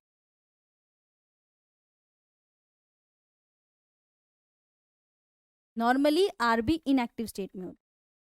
अब होता कैसे है? सबसे पहला आया सेल साइकिल का सिग्नल आया कि हमें सेल को डिवाइड कराना है, we have got a signal. इस सेल साइकिल सिग्नल से cyclin D plus CDK4/6 activated होते हैं। सेल साइकिल का सिग्नल आते ही सबसे पहले साइक्लिन डी और CDK4/6 एक्टिवेट होते हैं, जो जाके रेटिनोब्लास्टोमा को फॉस्फोराइलेट,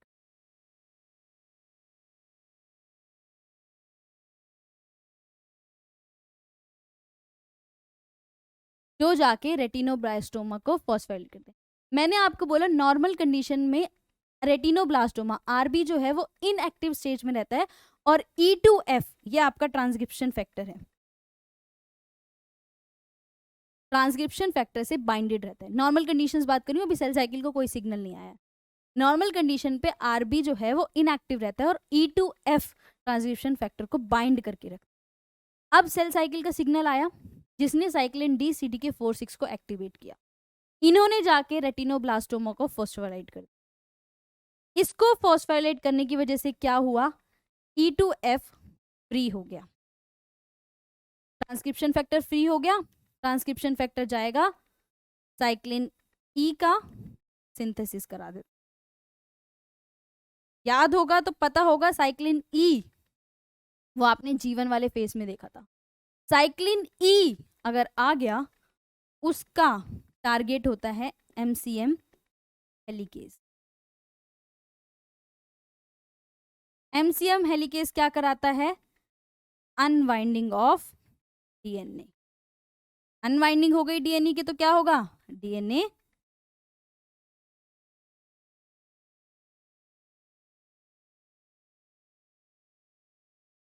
क्या करना है? ट्यूमर सप्रेस करना है। ये इसका काम है रेटिनोब्लास्टोमा का। नॉर्मल कंडीशन में इनएक्टिव है, E2F जो ट्रांसक्रिप्शन फैक्टर है उसको बाइंड करके रखता है। सेल साइकिल का सिग्नल आते ही साइक्लिन डी CDK4/6 एक्टिवेट हो जाते हैं, जो खुद क्या करते हैं? रेटिनोब्लास्टोमा को फ्लोस्फोलाइट कर देते हैं, जिसकी वजह से E2F फ्री होता है, जाके साइक्लिन ई का सिंथेसिस कराता है। साइक्लिन ई का जो टारगेट है वो है MCM हेलिकेज, जो अनवाइंडिंग ऑफ DNA कराता है and ultimately leads to DNA replication. तो दिस इज हाउ अगर किसी भी स्टेज पर रेटिनोब्लास्टोमा म्यूटेट हो जाता है, if retinoblastoma is mutated that leads to cancer, that leads to cancer. That is बिना सिग्नल के अगर ऑब्वियसली अगर रेटिनोब्लास्टोमा जो है वो म्यूटेट हो गया तो कॉन्टिन्यूअसली आपकी डीएनए रेप्लिकेशन होती रहेगी, कॉन्टिन्यूस सेल डिवीजन होगी, and that leads to the formation of your tumour. So this is your picture representation. RB क्या कर रहा है, देखो ये रहा आरबी, ये रहा E2F. Transcription is repressed. Here we have CDK4/6 cyclin DI.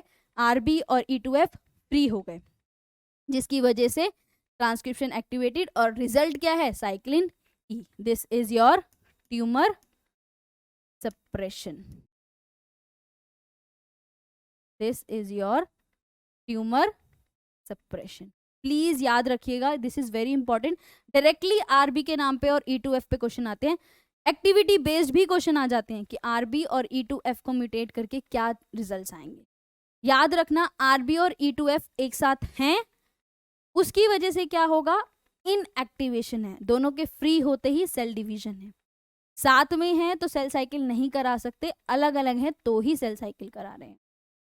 Next we have, this is your, एक चीज और है कि जो आपका साइक्लिन E है, ये फिगर कुछ बहुत इंपॉर्टेंट चीज बता रही है कि जो साइक्लिन E है,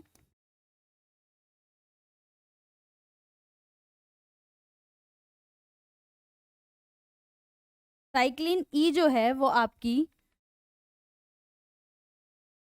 जीवन जब स्टार्ट होती है ना तभी प्रेजेंट होता है. साइक्लिन E जैसे ही आपका जीवन स्टार्ट होता है तभी प्रेजेंट होता है. तो अगर साइक्लिन E आ गया, वो चांसेस क्या कराता है कि डीएनए सिंथेसिस स्टार्ट हो जाएगा. साइक्लिन E का काम क्या है, डीएनए सिंथेसिस कराना. तो सिंस जीवन फेज से ही प्रेजेंट है, तो ये चांसेस है ना कि जीवन कंप्लीट हुए बिना ही डीएनए रेप्लिकेशन स्टार्ट हो जाए.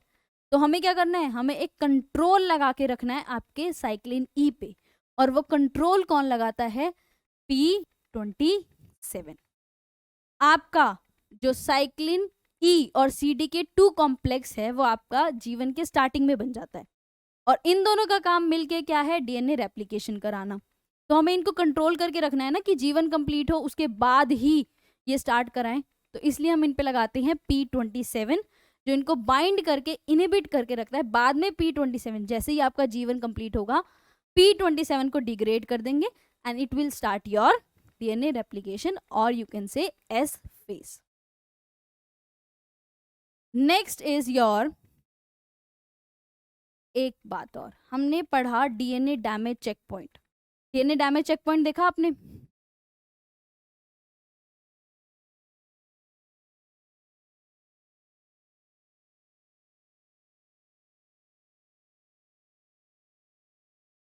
मैंने आपको ये तो बोल दिया, ठीक है, जहां पे भी डीएनए डैमेज होगा वहां पे क्या होगा, वहां पे आपका जो फर्दर सेल साइकिल है वो स्टॉप हो जाएगी. लेकिन कैसे, अगर कहीं पे भी डैमेज दिखा, वहां पे दो प्रोटीन्स काम करते हैं. डीएनए डैमेज अगर कहीं पे भी दिखा तो वहां पे दो प्रोटीन्स काम करते हैं. अगर डबल स्ट्रैंडेड पे कोई डैमेज है, या फिर अगर सिंगल स्ट्रैंड डैमेज है.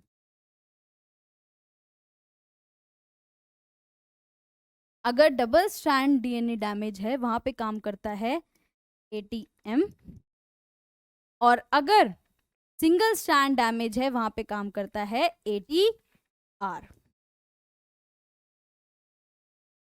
अगर डबल स्ट्रैंड डैमेज है, वहां पे काम करता है ATM, और सिंगल स्ट्रैंड डैमेज पे काम करता है ATR. ये फर्दर प्रोटीन्स को एक्टिवेट करते हैं, जो ये दोनों क्या करते हैं, ये दोनों मिलके CDC25 को इनहिबिट कर देते हैं. और CDC25 का अगर रोल पता हो, क्या था, CDK और साइक्लिन कॉम्प्लेक्स को एक्टिवेट करने का काम कर रहा था CDC25. CDC25 phosphatase. कहीं पर भी डीएनए डैमेज हुआ, ATM और ATR CDC25 फॉस्फेटेज को इनहिबिट कर देते हैं, जिसकी वजह से CDK और साइक्लिन एक्टिवेशन नहीं होगा और सेल साइकिल स्टॉप हो जाएगी. So this is your DNA damage check point.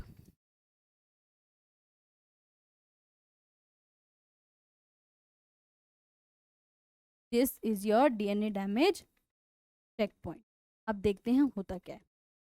यही बताया मैंने, डबल स्ट्रैंडेड ब्रेक है ATM आएगा, और सिंगल स्ट्रैंड ब्रेक है ATR आएगा. ये दो प्रोटीन काइनेस, ATM एक्टिवेट करता है CHK2 को, ATR एक्टिवेट करता है CHK1 को. जो क्या करते हैं, CDC25 को इनएक्टिवेट कर देते हैं, जिसकी वजह से सेल साइकिल अरेस्ट हो जाता है। तो this is the diagram for your DNA damage check point. ये फर्दर एक और टारगेट जो आपका CHK2 का है, दैट इज P53। P53 क्या कराता है, इनिबिट कराता है आपके CDK2 और साइक्लिन कॉम्प्लेक्स। P53 का काम क्या है, CHK2 क्या करता है, P53 को एक्टिवेट करता है, P53 P21 को एक्टिवेट करता है, जिसका आप रोल ऑलरेडी देख चुके हो। वो क्या करता है, वो आपके साइक्लिन E कॉम्प्लेक्स को इनिबिट करके रखेगा ताकि फर्दर डिवीजन ना हो। नेक्स्ट, ये बहुत इंपॉर्टेंट है, आपने प्रोफेज की स्टेजेस सुनी थी, जहां पे मैंने आपको बताया था कि प्रोफेज में क्या क्या काम होता है। ये उसका एक कंक्लूजन है, साइक्लिन बी और CDK क्या करते हैं। सबसे पहला पॉइंट जो मैंने आपको बताया था क्या था, कि सबसे पहले प्रोफेज में होता है क्रोमेटिन कंडेंसेशन। क्रोमेटिन कंडेंसेशन, तो इस कंडेंसेशन को कराने के लिए टारगेट है कंडेंसिन्स। क्रोमेटिन कंडेंसेशन को कराते हैं कंडेंसिन, और कंडेंसिन किसका टारगेट है, CDK1 और साइक्लिन। कंडेंसिन का जैसे ही फॉस्फोराइलेशन होता है, वो आपका क्रोमेटिन कंडेंसेशन स्टार्ट करता है। न्यूक्लियर एनवेलप के ब्रेकडाउन में लैमिन और न्यूक्लियर पोर कॉम्प्लेक्स का फॉस्फोराइलेशन होता है। गोल्जी अपैरेटस में गोल्जी मैट्रिक्स प्रोटीन का फॉस्फोराइलेशन होता है, और स्पिंडल फाइबर फॉर्मेशन में साइटोक्रोम और माइक्रोट्यूब्यूल एसोसिएटेड प्रोटीन्स का, मैप्स बोलते हैं हम इनको, माइक्रोट्यूब्यूल एसोसिएटेड प्रोटीन्स को। So this is how prophase works. Okay, now we move to, we are done with our cell cycle. Cell division करा ली, ठीक है, सब कुछ हो गया। अब खत्म भी तो करनी है, कहीं पे जाके एंड भी तो करना है ना, कि let's end the M phase. कहाँ पे एंड कराते हैं, APC। वी हैव, अभी मैंने आपको पहले बताया था, APC is use for metaphase to anaphase transition. APC दो काम कराता है, एग्जिट कराता है एम फेज से,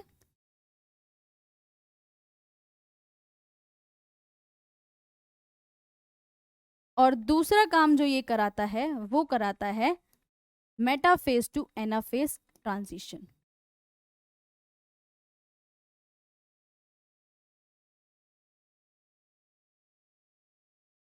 खुद APC क्या है, ये एक यूबिक्यूटिन लाइगेज है।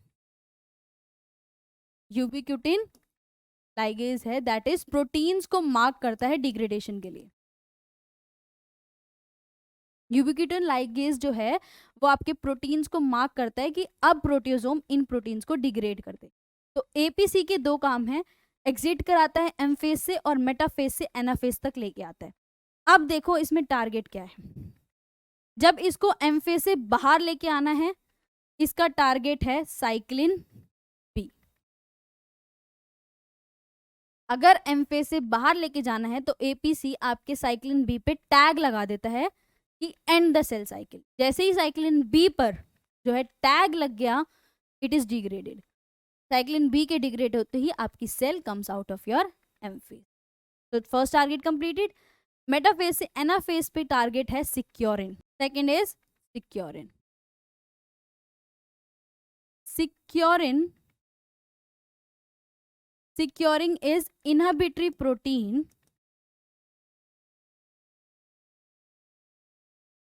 of separase। थोड़ा ध्यान से समझो, मेटाफेज से एनाफेज कैसे जाते हैं, अपोजिट पोल्स पे लेके जाते हैं सिस्टर क्रोमेटिड। जब एनाफेज में जाना होता है यही तो कराते हैं, सिस्टर क्रोमेटिड्स को सेपरेट कराते हैं। तो उनको सेपरेट करने का काम कौन करता है, सेपरेज। सेपरेज का काम क्या है, सेपरेट सिस्टर क्रोमेटिड्स। लेकिन नॉर्मल कंडीशंस पे क्या होता है, नॉर्मल कंडीशन पे सेपरेज के ऊपर होता है सिक्योरिन। सेपरेज के साथ लगा होता है सिक्योरिन, जो आपके सेपरेज को इनिबिट करके रखता है। ये आपका अगर सेपरेज है उसके साथ सिक्योरिन है, सेपरेज और ये आपका सिक्योरिन, तो ये इनिबिटेड है। तो यही काम आके करता है आपका एपीसी। एपीसी क्या करता है, सिक्योरिन को डिग्रेड कर देता है। सिक्योरिन डिग्रेड होते ही सेपरेस फ्री हो गया, as a result sister chromatid separate and your anaphase is done. तो जो लास्ट में शुरुआत करी स्टार्ट से, सबसे पहला कंट्रोल पॉइंट स्टार्ट से स्टार्ट करी थी, खत्म कर रहे हैं एपीसी पे। एक बार समरी में देख लेते हैं क्या किया। देखो, हमने स्टार्ट किया सेल साइकिल को रेगुलेट करने की जरूरत है, कराने की जरूरत है और रेगुलेट करने की जरूरत। ठीक है, ये हमारी सेल साइकिल। इसको फंक्शनल कौन बनाता है, इसको फंक्शनल कौन बनाता है, सीडीके और साइकिल। ठीक है, फंक्शनल यही बनाते हैं आपके। और इसको रेगुलेट कौन करता है, रेटिनो। ठीक है, सीडीके साइक्लिन को कैसे रेगुलेट करते हैं, फॉस्फोराइलेशन करते हैं, इनिबिटरी प्रोटीन्स को हटाते हैं, डीफॉस्फोराइलेशन। राइट। रेटिनोब्लास्टोमा पे क्या करते हैं, रेटिनोब्लास्टोमा पे साइक्लिन 4-6 और साइक्लिन डी का कंट्रोल रख। तो हमने ऐसे ही पढ़ा था। सबसे पहले हमने क्या किया, सबसे पहले हमने देखा कंट्रोल पॉइंट्स कौन से हैं। सबसे पहले let's see the control points. Control points are